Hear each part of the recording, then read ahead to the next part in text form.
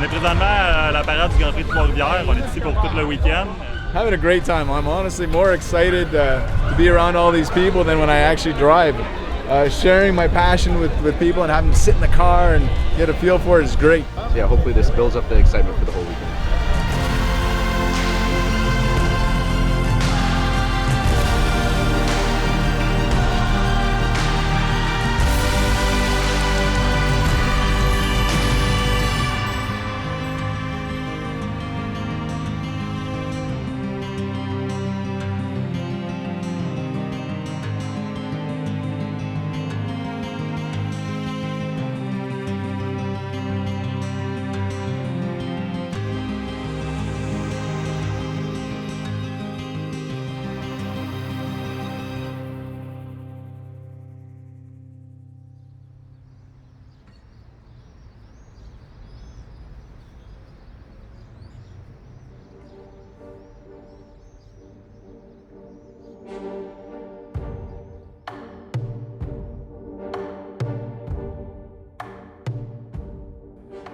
Bienvenue au Grand Prix de Trois-Rivières, 52e édition de ce Grand Prix urbain. Cette année, le Superproduction Challenge va pour la 3e fois disputer 3 épreuves dans les rues de la ville trifluvienne. Trois-Rivières a la particularité d'être le plus vieux circuit urbain en Amérique du Nord. On pourrait dire en quelque sorte que c'est le grand-père de tous les circuits urbains en Amérique, que ce soit Long Beach ou même Saint Petersburg. Trois-Rivières est l'origine de tout. Qui sortira gagnant aujourd'hui à Trois-Rivières? C'est ce que vous verrez aujourd'hui.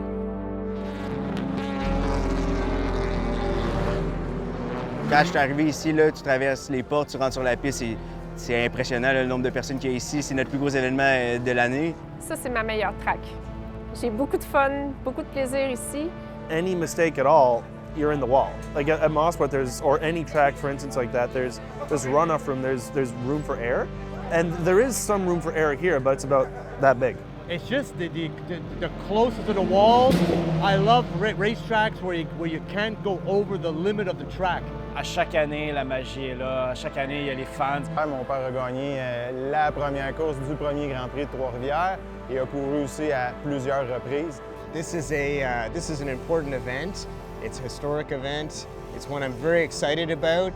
And I think I have the right balance of nervousness, excitement, but caution, given that it's a very tight street circuit. As far as the atmosphere goes, you can't beat it. The atmosphere here is just amazing. I mean, the whole city seems to get into this event, and it's hard not to get swept up in that. It's really cool. To drive around the track and see the bleachers all around with fans up there is an interesting experience and not one that we get to have at a lot of the other tracks we visit. You really feel like there's a lot of eyes on you when you're on the track, which makes it exciting to be out there.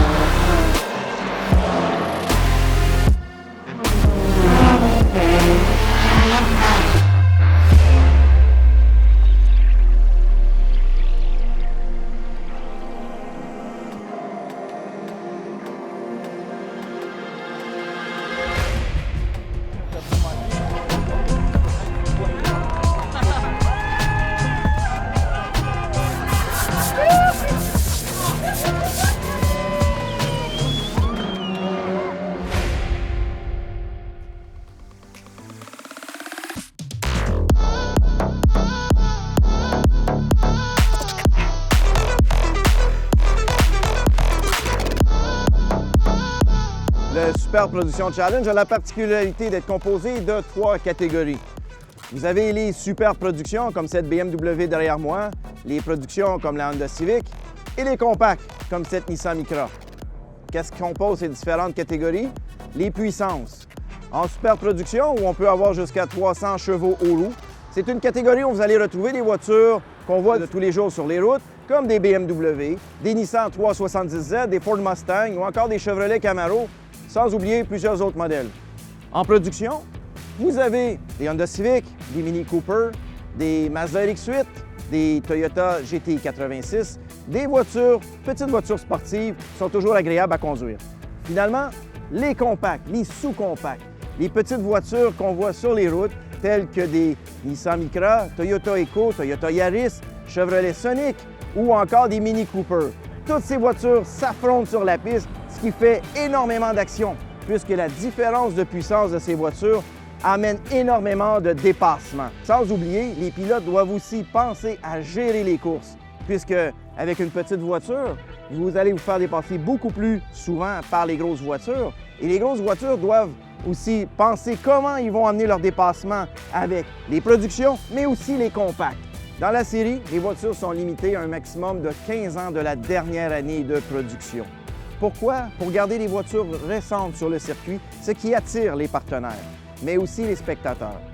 De plus, vous allez remarquer que les voitures en superproduction gardent leur aspect physique intégral de ce qu'on voit sur les routes. Pourquoi? Pour que les gens puissent se reconnaître. Bien sûr, les voitures vont être permis d'ajouter des splitters sur les voitures afin d'avoir des appuis aérodynamiques. Mais si ce n'est que ça, les voitures doivent rester entièrement d'origine, ce qui fait que les voitures que vous voyez en piste, c'est les mêmes voitures que vous avez chez vous.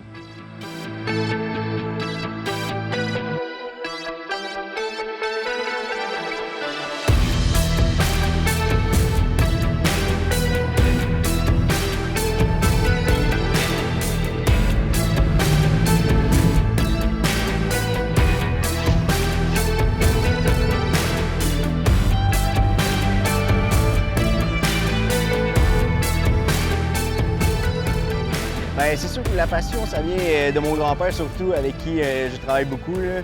Dès que j'étais jeune, c'est avec lui que j'ai passé la plupart de mon enfance.